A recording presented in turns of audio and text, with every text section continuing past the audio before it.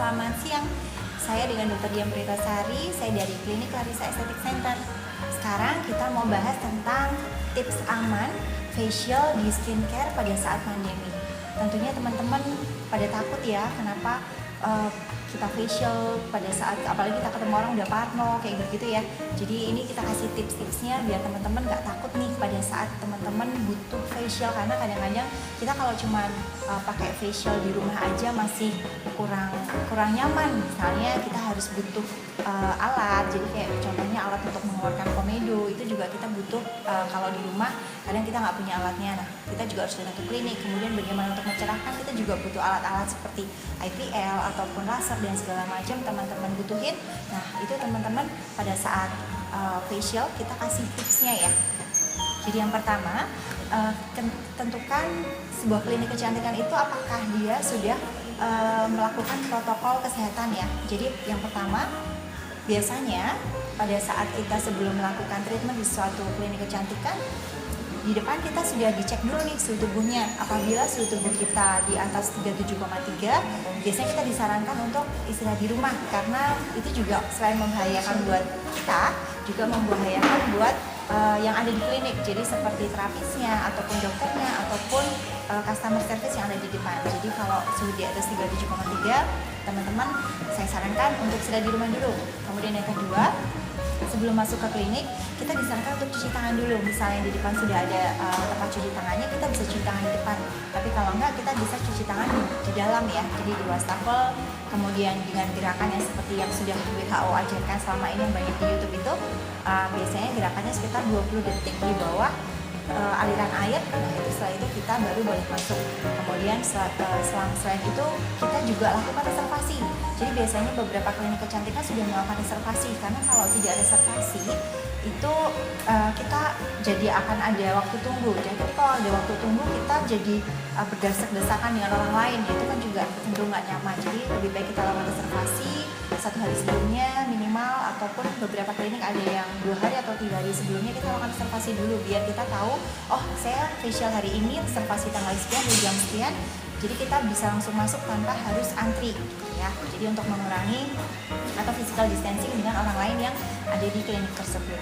Kemudian setelah kita lakukan reservasi, biasanya bila sudah cek suhu tubuh, biasanya di depan akan dilakukan travel declare, atau kita lakukan pengisian traveling kita udah kemana aja, kemudian ada atau enggak saudara di rumah itu yang kena COVID, ataupun kita bekerja di mana, atau kita naik apa. Nah, itu biasanya ada travel declare yang diisi oleh pelanggan, oleh kita gitu ya. Jadi nanti diisi, apabila itu aman, kita juga nggak ada keluhan batuk, pilek ataupun flu, itu kita boleh melakukan treatment. Tapi ketika kita sedang sakit atau tidak fit, teman-teman juga jangan keluar rumah, karena kalau kita sedang nggak fit, tentunya ketika kita keluar rumah kita juga mudah terpapar virus COVID ini, karena kita nggak tahu kan orang di sekitar kita itu mana yang ODP, mana yang OTG, kita nggak tahu. Jadi kita memang harus preventif terhadap diri kita sendiri.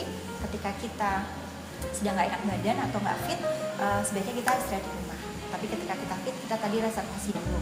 Kemudian pilih juga klinik itu apakah semua terapisnya ataupun dokternya itu sudah menggunakan APD atau belum. Jadi contohnya menggunakan face shield, kemudian menggunakan masker mulut, menggunakan sarung tangan, ataupun ada juga beberapa klinik yang sudah menggunakan hazmat. Jadi biasanya memang hazmat itu untuk kita dokter yang ada di rumah sakit yang memang untuk menangani pasien COVID. Tapi karena sekarang banyaknya kasus yang lonjakannya setiap hari juga di Indonesia semakin tinggi, beberapa klinik sudah menggunakan hazmat pada saat mereka melakukan treatment itu. Jadi itu pun juga untuk safety kami, juga untuk safety pelanggan juga. Oh, ternyata klinik ini sudah melakukan protokol kesehatan ya. Kemudian juga jaraknya, jadi ketika antar satu bed dengan bed yang lain juga harus ada jarak ya, sekitar 1 sampai dengan 1,5 meter antara satu pelanggan dengan pelanggan yang lain. Itu juga salah satu penerapan physical distancing pada saat kita treatment. Nah, setelah kita treatment, sebelum dan sesudah itu si terapisnya juga cuci tangan, kemudian juga lakukan disinfektan terhadap alat-alat yang digunakan oleh teman-teman, kemudian juga bed yang untuk digunakan untuk treatment pun juga biasanya satu pelanggan satu sheet, kemudian juga dilakukan disinfektan setelah kita melakukan facial. Jadi ada beberapa protokol kesehatan yang memang harus sebuah klinik itu lakukan. Selain itu safety kepada pelanggan, juga safety kepada kami yang memang bekerja ada di sebuah klinik kecantikan tersebut. Jadi teman-teman, saya ulangi lagi tipsnya ketika teman-teman mau facial di sebuah skincare. Jadi tetap harus ada penerapan protokol kesehatan, walaupun nanti kita juga harus hidup dengan new normal. Itu yang pertama. Tadi ya, ketika kita suhu tubuh di atas 37,3, sebaiknya kita istirahat di rumah, kita banyak minum vitamin, olahraga yang teratur. Kemudian setelah itu, apabila kita suhunya di bawah itu, kita cek suhu tubuh dulu di depan, kemudian kita cuci tangan dulu, cuci tangan di bawah air mengalir selama 20 detik. Kemudian setelah itu kita lakukan reservasi sebelumnya ya. Jadi reservasi sebelumnya itu untuk mengantisipasi biar kita nggak antri, biar kita juga nggak duduk itu berdekatan dan nggak ada physical distancing dengan pelanggan yang lain.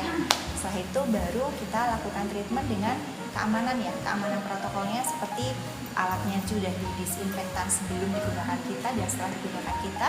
Kemudian terapisnya ataupun dokternya pun juga sudah menggunakan APD lengkap seperti face shield, kemudian masker mulut, kemudian sarung tangan, dan juga ada juga yang pakai hazmat.